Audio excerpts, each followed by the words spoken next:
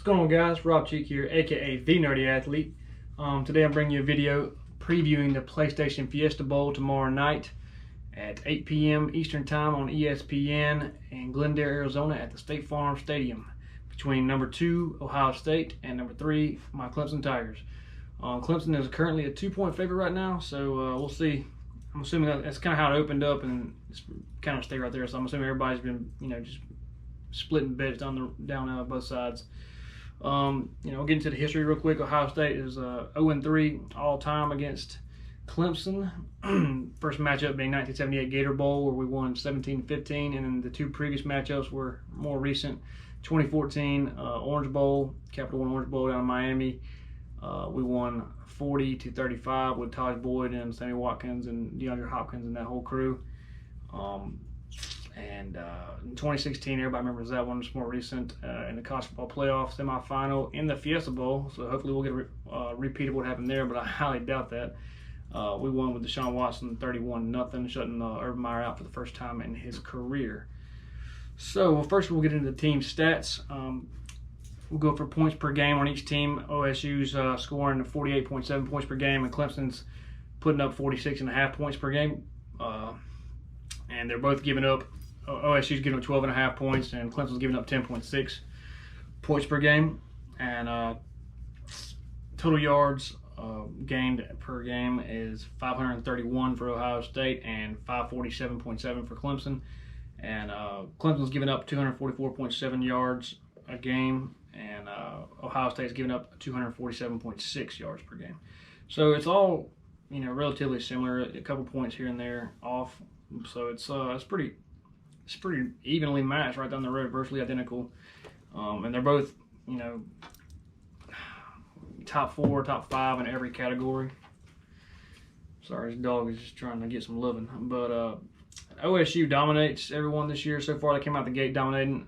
They had a couple struggles down the road late against Penn State and early against Michigan, and the whole first half against Wisconsin in the Big Ten Championship. But they ended up coming back out in the second half with a good game plan and getting the W pretty big and easily. Clemson, on the other hand, they started off a little bit shaky, especially as far as Trevor Lawrence is concerned. He was a little bit too confident in his ability to, fit the ball in tight windows and trying to do a little bit too much. Like, instead of throwing the ball away, he tried to run out of bounds and sling it across his body to the other sideline. And sometimes that works, but, 9 times out of 10, that's going to be, recipe for failure or disaster, I guess you'd say. But after their close game to UNC, which everyone tries to throw in my face and every other Clemson fan's face, oh, Clemson's overrated, they almost lost to North Carolina. I'm like, yeah, but North Carolina's not as bad as people think. Their record may not show that they're great, but they just played earlier today, and they won like 55-14 or something like that against Temple. I know it's Temple, but I mean, come on. It was a pretty good game for UNC anyway. Sam Howell's a beast, freshman quarterback. He's going to be nothing but, he's just getting better and better. They had a top 25, top 15 recruiting class, so that's pretty good under old Mac Brown. So they're no scrub by any means. I think they'll be one that's going to be running the Coastal Division for the next couple of years at least, and maybe for the foreseeable future. I mean, they're like, what, 7-6 this year, and majority, if not all of their games, at least over half of their games, I know, and majority of their losses have come, in one-score games, and some of their wins have come in one-score games as well. So they're just a very tight, they play games very close and very tight. So it's not really a shocker to me, and it shouldn't be a shocker to any of you guys that Clemson, got everybody's best shot this year, and UNC is actually a good team. They just, couldn't put it together in all their games, but they've only lost a few games by more than a touchdown. The majority of them have been a one-score game. But anyways, after that game, they have played lights out. Trevor Lawrence hasn't really thrown any interceptions. He threw like 7 or 8 up and through the first half of the Louisville game, and he hasn't thrown but one since the Louisville game, or the second half of the Louisville game. He has thrown none. So he has like 20 touchdowns and no interceptions the last half of the year after that second half of the Louisville game. I know I keep repeating myself, but I'm trying to make sure I get it right. Now we're going to move on to the individual player stats. Start off with the quarterbacks on each team. OSU, you got Justin Fields. He's 67% completion percentage right now for 2,953 yards, 40 touchdowns and 1 interception. It's a pretty good ratio right there. He has 123 carries for 471 yards and 10 rushing touchdowns. And on Clemson's side, you got Trevor Lawrence, the phenom, big boy. He's at got 68 completion percentage right now for 3,172 yards, 34 touchdowns, and 8 interceptions. So, like I said, he's improved a lot over the last half of the season. He's also had 77 carries for 407 yards and 7 touchdowns rushing.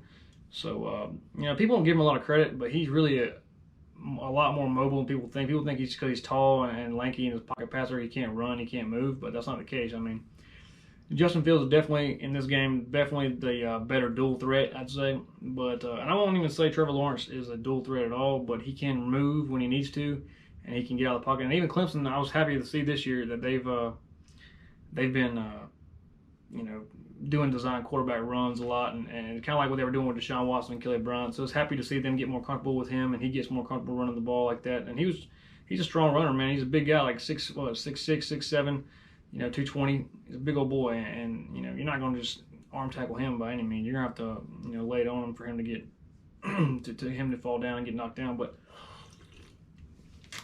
good old Coca-Cola, can't beat it. But now we move on to the running backs. For Ohio State, you got J.K. Dobbins, the phenom. He's I know I keep calling everybody a phenom, but really both rosters on both sides are just stacked with talent, man. It's ridiculous.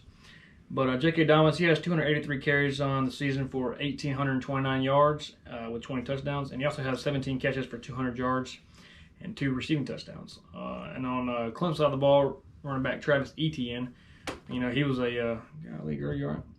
But he has 182 carries, so about 100 carries less. Just think about this: 100 carries less for 1,500 yards, 17 rushing touchdowns, 29 catches for 298 yards receiving, along with 2 more rushing touchdowns. So I mean, both these backs are pretty much identical. I mean, Dobbins has about 300 more rushing yards on the season, but he also has 100 more carries. And Travis Etienne's yards per carry is about 8.2 yards per carry, which is leading the FBS right now. And the funny thing is, I know we played in the ACC, and everybody's talking about how bad the conference is and this, that, and the fifth, but it's crazy he didn't get nominated for any awards, any.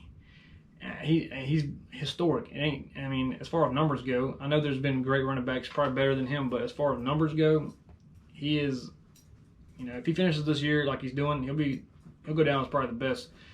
He'll have the best yards per carry numbers in history of college football. So it's crazy he gets left out, but hopefully he'll show out tomorrow night, and hopefully he'll show out again when we play whoever, LSU or Ohio, or Oklahoma, whoever wins that first semifinal game. But we'll go to wide receivers. I'm gonna talk about the top 3 on each side. For OSU, you have Chris Olave, KJ Hill, and Benjamin Victor. They're all they combined for 27 touchdowns altogether, and well over 1,000 yards, or well over 1,500 yards together combined. Chris Olave has 46 catches, 11 TDs. KJ Hill has 51 catches for 10 TDs, and Benjamin Victor has 31 catches for 6 TDs. Excuse me. And on Clemson's side of the ball, you got T. Higgins, Justin Ross, and Amari Rodgers. T. Higgins and Justin Ross are both 6'4", 6'5", big body receivers that can win. They really virtually make 50-50 balls, 80-20 or 60-40. Let's see. T. Higgins has 52 catches for 1,082 yards with 13 touchdowns. Justin Ross has 8 touchdowns and with 55 catches for 742 yards. And the slot receiver, Amari Rodgers, who's recovering from an ACL surgery before the season, he's come back better than ever. I feel like he's faster and stronger. He has 27 catches for 380 yards and 4 touchdowns. So those 3 right there are going to be 3 to watch. Both sides of the ball, both those groups of receivers are pretty dang good. It's going to be hard for anybody to stop. Luckily for both these 2 teams, both of their secondaries are, well above average, if not, great. So we'll move on to the kickers. This is a funny thing because I'm an ex-kicker. But, for Ohio State, you got Blake Hobell. He's 83 of 83, going 100% on PATs. He's 10 of 12 for 83% on field goals with a long of 55 for a total of 113 points on the season. And for Clemson, you got B.T. Potter, who's a touchback king. He's a great kickoff kicker, but I don't really quite trust him yet as far as field goals are concerned, especially field goals inside of 40 yards. I don't know what it is, man. He's got a crazy leg on him. He can probably make 65, almost 70-yard field goals, but once you put him inside the 40-yard or inside the 30-yard line, it's like he can't hit the broadside of a barn sometimes, man. But he's 12-19 for 63% on field goals. He's 100% on PATs as well, with a long of 51 and a total of 110 points on the year. We're going to get into the defense right here on both teams. For Ohio State, The defense as a whole has 51 sacks, which is nuts, 15 interceptions, and 13 forced fumbles. Leading tackler for OSU is Malik Harrison for 40. He has 44 solo tackles and 69 total tackles. And the sack leader is obviously the Heisman finalist, Chase Young. Man, he's an absolute beast. He's got 16.5 sacks, which leads the FBS. And he also sat out 2 games, so remember that. That's pretty nuts. But on Clemson side of the ball, their defense has a total of 37 sacks on the year, 17 interceptions, which is good for them because they usually don't get many interceptions. This is probably one of the better secondaries that Clemson's ever had. Especially, it's definitely the best secondary that Dabo Swinney's ever had at Clemson. They've also forced 8 fumbles on the year. The leading tackler and the sack leader is Isaiah Simmons, the freaking freak of a beast that we have at linebacker, safety hybrid, pretty much. He's crazy good, man. He's got 58 solo tackles with 93 total tackles, and he has 6 sacks. Brent Venables likes to blitz him a lot, so be watching out for him to be getting old Justin Fields and saying hello to him tomorrow night. Or at least I hope that's what happens. But now we'll get into the key matchups of this game. You got obviously Fields versus Lawrence. You know, they're both Georgia natives. They both they were in the Elite 11 competition. I think Justin Fields actually ended up beating Trevor Lawrence in the Elite 11, but all the Elite 11 is just a pretty much glorified NFL combine. So really, it ain't the same as playing against, you know, in actual game situations, getting pressure to getting hit and all this down the fifth. But and they were 1 and 2 in the recruiting rankings. I think one was the #1 dual threat and one was the #1 pocket passer. And I know Georgia fans got you pissed off because first off, they had Fields and they let him get out of their hands. They pretty much just wasted that talent, and look what he's doing here. And I guarantee you, majority of Georgia fans. I've watched Uncle Lou's video, and he's a hardcore YouTuber he's a college football YouTuber, but he's a Georgia fan. He's from Augusta area, same area that I'm from, and he's like, if this, I mean, I don't know. He said he likes Justin Fields. He's going to pull for him as a college football player, but at the same time, if you're a Georgia fan, you kind of got to have Ohio State lose, because if not, then that whole debate of whether, you know, he should start over Jake Fromm in the beginning, it's just going to go on forever and ever. Especially if they end up beating us and then going on to win the national championship, that will never end. So a lot of Georgia fans are probably rooting for Clemson on this in this game, unless they just really love Justin Fields and want to see him do good, just to piss off the Georgia staff. But yeah, that's going to be a good matchup to see if one of them can end up playing better in this game. The next matchup will be the battle in the trenches. I mean, this is the best Clemson offensive line that I've seen in a long, long time, since I've been around at least. They're going up against Chase Young and company over there in the defensive line for OSU. Then on the other side, you got, you know, it's pretty solid, you know, tough offensive line for OSU. Going up against, you know, the reloaded, twitchy Clemson D-line. I mean, they're not the D-line of last year, but you know, they've been a pleasant surprise this year. They've done what they needed to do. They're not as physical and big up front as they were last year. You know, all 4 of them got drafted in 3 of which in the first round. The other one was in the 3rd or 4th round. I can't remember. But those are going to be hard to replace. But we've done about as good a job as Clemson could have done, you know, with our guys. And they're still physical to a certain extent, but they're more or less fast and twitchy and just finesse more than power. And they get home a lot too. They don't have as many. I don't know if we have as many sacks we did last year. I haven't really looked at the stat, but I know we have, 37 sacks this year, which is pretty dang good. Yeah, I mean, it's nowhere near 51 for Ohio State, but I mean, we don't have anybody like Chase Young on our side of the ball either. So, yeah, that's the second matchup we're gonna look at. You know, and then the wide receivers versus DBs on both sides. I mean, you got the best Clemson secondary, like I said, in a long, long time, especially under Dabo Swinney, against the fast, speedy OSU receivers. You know, then you got on the other hand, you have you know, the bend don't break OSU cornerbacks. You know, you got Kuda, Arnett, and Wade. They're all great defensive backs, and they're going up against the big physical Clemson wide receivers like I was talking about earlier: T. Higgins, Justin Ross, and Mark Rogers. They're just a complete package. This is going to be, I mean, there's matchups to watch all over the game, all over the field tomorrow night, and this game's going to be nuts. I'm so looking forward to it. I wish the game would be like 8 quarters instead of 4. Because I probably won't want it to end unless we're getting our butts smacked, which I highly doubt that's going to happen. Clemson hasn't been, you know, made a mockery of by anybody, including Alabama, in a long time. Probably since, I'd say the last time they got embarrassed was against Florida State when they had James Winston and they drove in the Death Valley. Everybody talking about, oh, Taj Boyd got the experience. I mean, Taj Boyd is great, don't get me wrong, but James Winston, they were freshmen talking about they're not going to be able to listen, they're not going to be able to produce in Death Valley. It's going to be rocking. And then after about 10 minutes in, that stadium was quiet. I remember I went to that game, and then I went to tailgate because I was like, the heck with this, man. I ain't trying to sit here and watch my favorite team get murdered, you know.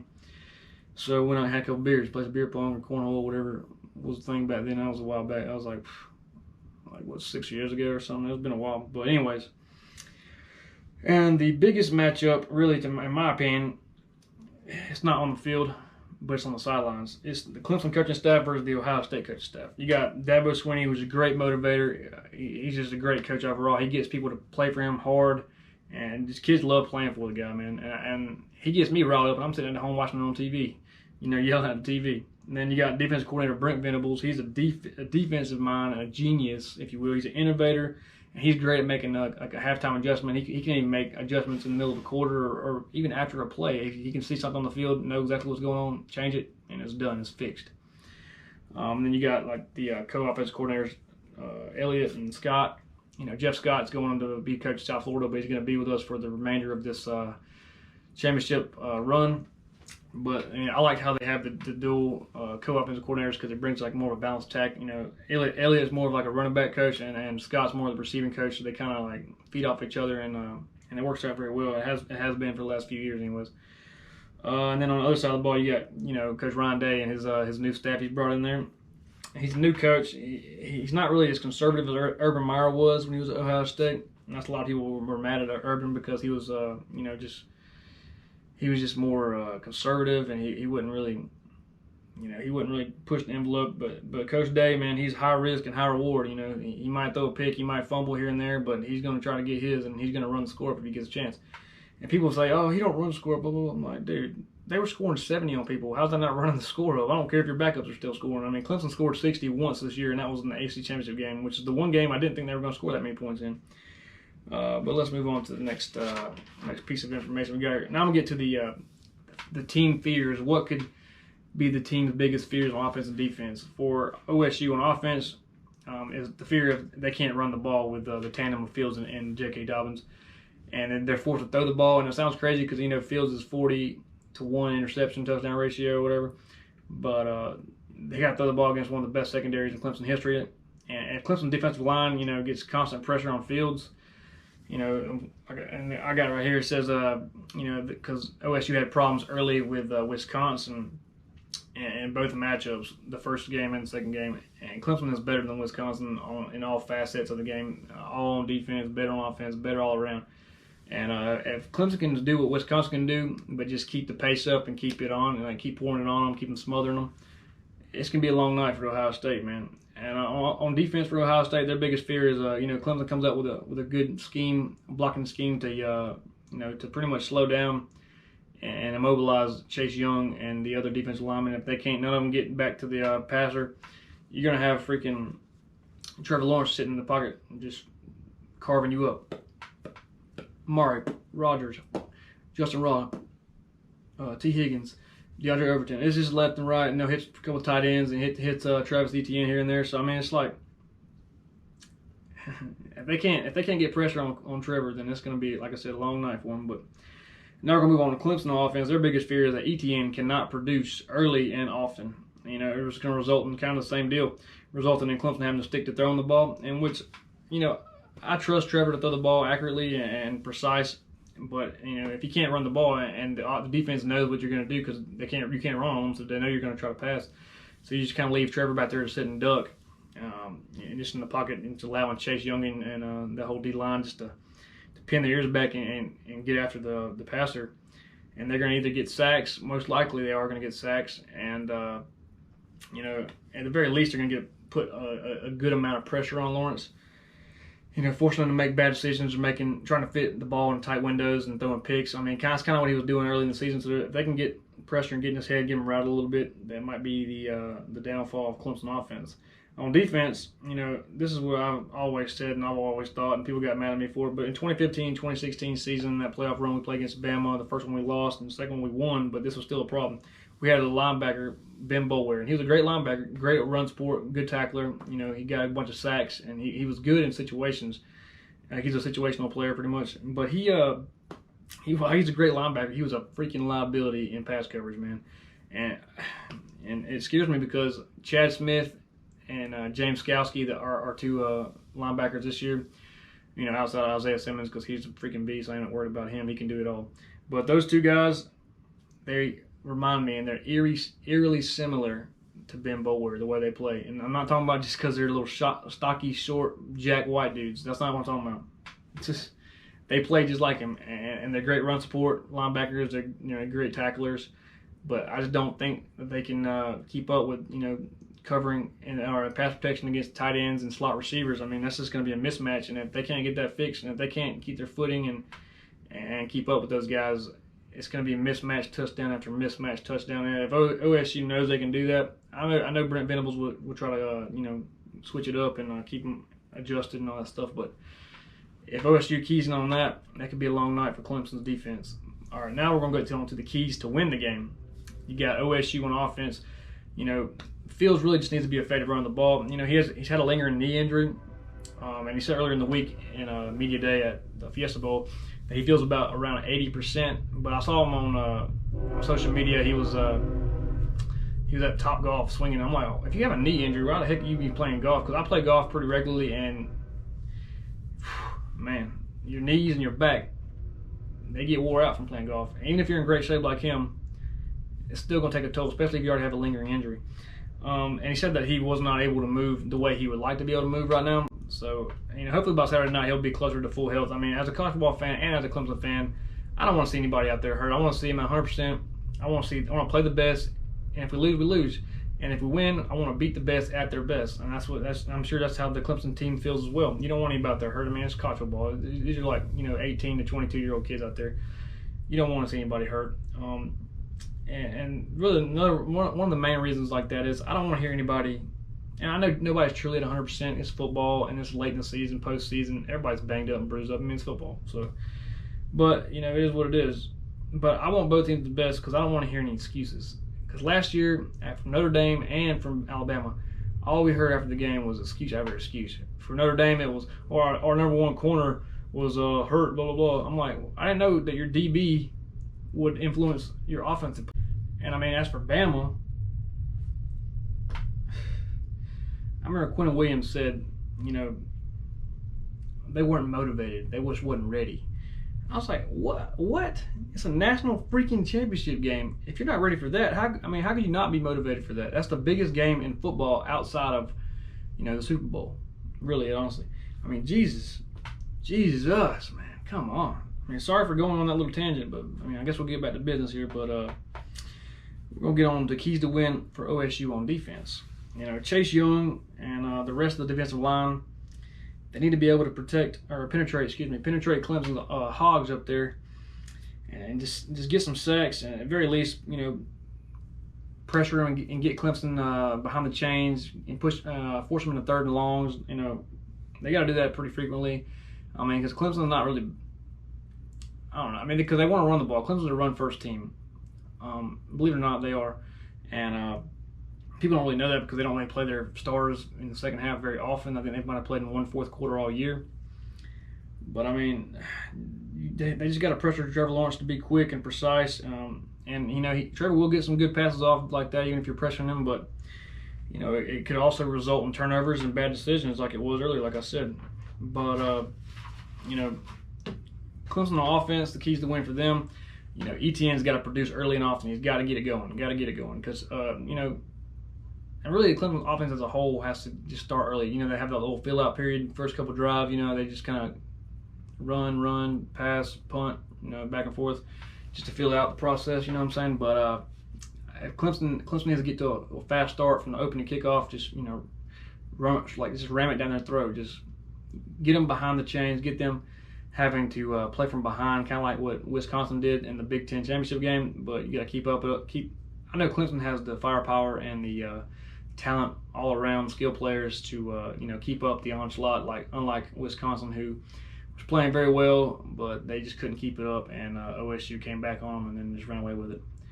But like I said, with ETN, man, he has a tendency in these big games. He'll start off very slow and he won't get many yards. And really, he gets the majority of his yardage, like last year Notre Dame and in the Alabama game last year too. He got most of his yardage in garbage time after the game was kind of already put away.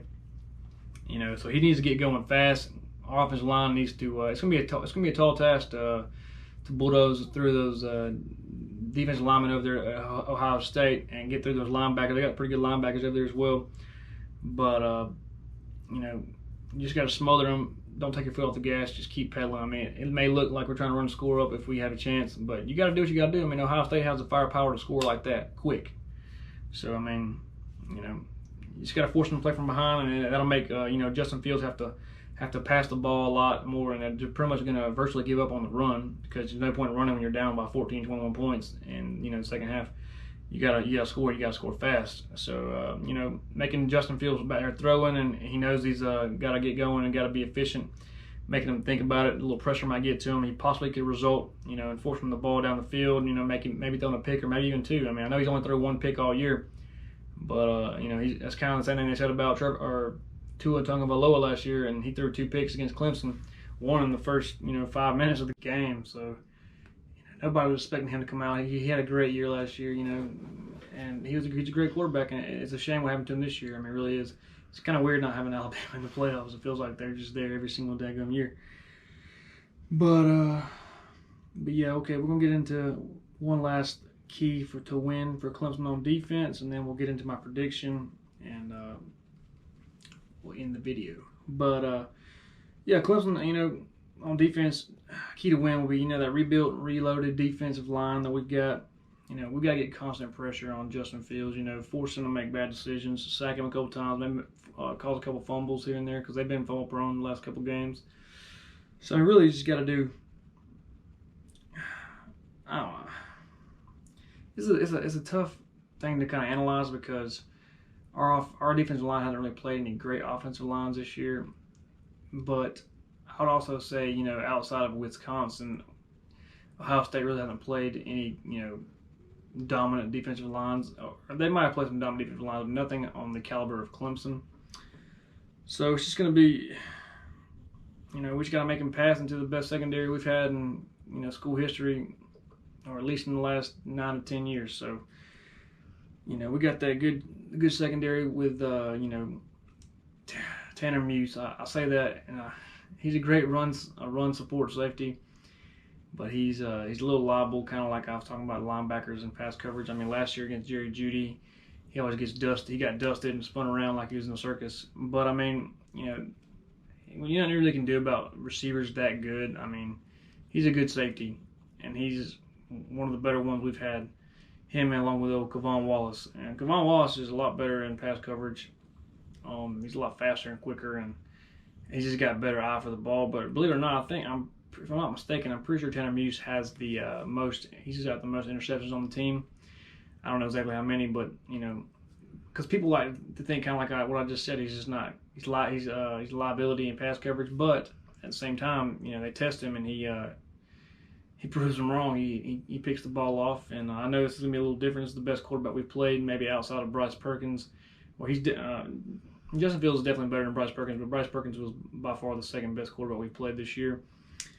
So, yeah, we just got to make him force some bad throws. Maybe, Darion Kendrick, receiver turned DB this year. He's actually done a really great job. Maybe he can get a pick. Tanner Muse, if he gets picked on. Kavon Wallace, or even A.J. Terrell, which is just a solid corner for us. He had the pick 6 last year against Alabama in the national championship game. So those are pretty much the keys to win for both teams. So let's get into my prediction really fast. Both teams on paper are virtually identical. Top 4, top 5, like I said, in every category. And I would be surprised. I really would be surprised if either team, gets a blowout. I've had feelings that everybody's talking about the defenses and how great the offense is and how great a game this is going to be. But I had a feeling in the back of my mind that this could be. I'm not going to say either way. I'm hoping if this happens, it's goes Clemson's way. But I feel like this could be just a recipe. All this talk and media and everybody hyping this game up to be like one of the best from the ages. And as history has shown, the past 4 or 5 years of the playoff, the semifinals have most of the time been blowouts outside of Ohio State and Alabama in the first year when Ohio State beat Alabama, and that kind of feels like this a little bit. But that was a great game. But most of the semifinal games have been like blowouts, and you know, and when you get to the national championship game, you have two clear number 1 and number 2 fighting it out. Fighting it out. So this is going to be one of those games that could add to the few that we have that are actually competitive. But I think the Georgia and Oklahoma was another one that was a pretty competitive game. But I don't see LSU and Oklahoma being that competitive. I think it's a close game until half, but then I think LSU kind of blows them out. I see that game. I'm not going to do a video on that game, but I have the LSU Tigers winning 52-31, and like pretty much a defensive-less game, to be honest. Neither one of them have great defenses. I know LSU defense has gotten a lot better throughout the year, getting their guys back that were hurt and everything. So I think they'll be just a little bit better, but LSU's offense is out of this world. LSU has the best offense by far of all the top 4 teams, but their defense isn't there, so that's why I think they'll give up about 31 to Jalen Hurts. Because, I mean, Jalen Hurts has got ice in his veins, man. But, yeah, I got LSU winning that game, and I'll get to my prediction on this game in just a second. But, like I said, I feel like this is going to be like a down-to-the-wire game and I would be surprised if it get blew out either way. But if it does happen, I hope to God it's Clemson's way. I don't want to get blew out by Ohio State. But I know they're trying to get revenge for that 31-0 a few years ago in the same exact bowl game, playoff situation, and everything like that. So we'll see what happens. But I see it either being it could either go one of two ways. It can go be a high-scoring touchdown fest. Whoever has the ball last wins, pretty much. Or it could be a low-scoring defensive matchup. Defensive battle. Both defenses playing out of their minds, and the offense is really struggling to find any kind of groove, really. They're not in sync or whatever you want to say. But I really think, if I'm being honest, I think this game is going to be between the high 20s and low 30s range, just depending on, field position and, special teams and all that kind of stuff. But, yeah, I think it's going to be in the high 20s to low 30s, maybe it's just hard to say, man. It really is, because this game is so hard to pick because they're so evenly down the middle, and you don't know. And they both have great offenses and great defenses, so you really don't know, how it's going to go. I guess we only have like I don't want to do the math. We have less than 24 hours. I know that. So I'd say around like 16 or 17 hours. I'm doing this video at like 1 in the morning, 2 in the morning, because I tried to do it earlier and my battery died, so there's that. But anyways, another thing is special teams is going to be a huge factor in this game. I feel like, especially in these big playoff games where it's, kind of an elimination game, if you will. It's like a tournament style. So you either got to go big or go home, man. Really, if you don't win, you're going pack bags, and maybe next year. That's kind of how it goes. But it'll definitely be a defining factor. Special teams will, from botched punt, punter, kicks it out of bounds or on accident or shank it or whatever you want to call it, or bad snap, big kickoff or punt returns in this game could be big. Changing field position, fake field goals or fake punts. We've seen all of the above, and we've seen Alabama try for a fake field goal. Didn't go very well last year for them. Clemson had a fake punt with Christian Wilkins catching the ball from the punter back in the Orange Bowl when they played Oklahoma in the playoffs in 2015. I was actually at that game. It was pretty sweet. I couldn't believe it. But yeah, big old Christian Wilkins out there catching the pass. And then on the first game against Alabama in the national championship, Alabama was losing momentum, and they did a little pooch kick, got the ball, and that was it. And they also had a kickoff return for a touchdown in that game with Kenyon Drake. So special teams plays a big part in these games like this, especially the close ones like these. If it's a blowout either way, which like I said, I highly doubt. But if it is, then I don't think special teams would do much, have much to do with it. But if it's a close game, like I said, you gotta be ready for everything in these kind of games, man. It's win or go home. So I expect both teams to throw the kitchen sink at it. And my prediction could go either way, but like I said, I'm gonna lean towards Clemson, me being a homer and all. But I do respect Ohio State. They have a great team, and it wouldn't surprise me at all if Ohio State wins the game. But either way, there's no going to be. I don't want to hear any excuses from you know, Clemson fans, I'm not gonna have any excuses. If we lose, we lose, and guess what? If we lose, I'm gonna go for. I'm gonna be pulling for Ohio State to win it all, man. Because if we're gonna lose, I want to lose to the national champs. You know what I'm saying? But I don't think we're gonna lose. But you know, and I have the right. I'm not saying I have the right because I don't play for Clemson, you know. But I've been a lifelong fan. My uncle played for them back in the '81 team when they won the first national championship. So I just grew up a fan, man. Just grew up a fan in dog territory because I'm from the Augusta area. And, you know, I heard all my life, you know, Georgia this, Georgia that, Bulldogs, go Dogs, whatever the bullcrap they say, you know. I mean, respect to them. They got a good, solid team, but it just didn't go their way this year. But I'm just ready for Clemson. If Clemson wins this game, if they win big, and if they win in convincing fashion, I just can't wait to get on ESPN, on sport. I watch SportsCenter, I watch YouTube analysts, or just anybody who's just been trashing Clemson all year, even though a lot of them have, you know, come around and the last few minutes and or the last few weeks and leading up to this game, kind of changing their tune after Clemson hung 62 on Virginia, even though Virginia's not really a powerhouse by any means, but just in a championship game, I think that was the most points scored in a championship game by a single team in history, I believe, if I'm not mistaken. But anyways, you know, I'm gonna go. This is my final score. I'm gonna go Clemson wins 35-31, but like I said, it could go that score. I feel like that's going to be the score regardless. Maybe 38-35, somewhere in that area. It's going to be somewhere between, you know, 28 points and 38 points. I don't see anybody scoring in the 40s in this game. Both defenses are just too good. Even though the offenses are good, the defenses are just, you know, out of the world. So, you know, Clemson wins 35-31 is what I got, and I got them playing LSU in the national championship game. We'll get into. I'll do a video on that if it happens. If not, I'll do a video on Ohio State versus LSU or Oklahoma, whoever wins that game.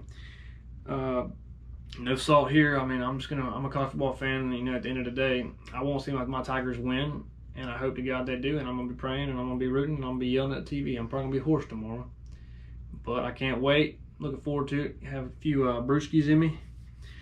You know, I might even you know, record my reactions just because I know they're gonna be crazy. Good or bad. But anyways, Happy New Year to all y'all out there, and go Tigers. And let's get the job done tomorrow night in Glendale, Arizona, baby. Oh yeah, by the way, if you're gonna bet on this game, I'd say take Clemson as a 2-point favorite, and also I'd go over the over-under, which is 62. And so I have it around 63, 64, 65, somewhere in that area. So if you're betting, I'd bet that. And, you know, even if Ohio State,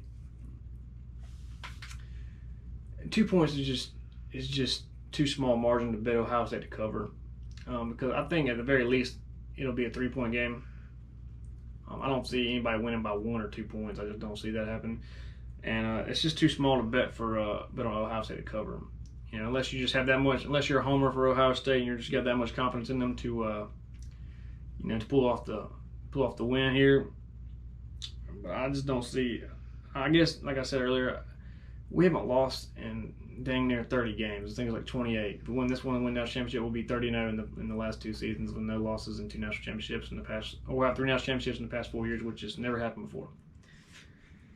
So here's to hoping that's going to happen. And I'm going to drink my Clemson Tiger Koozie Coca-Cola. Can't beat a nice Coca-Cola. And here's to tomorrow night. Happy New Year's. Love you. Appreciate all the support. Nerdy athlete out, baby. Yeah.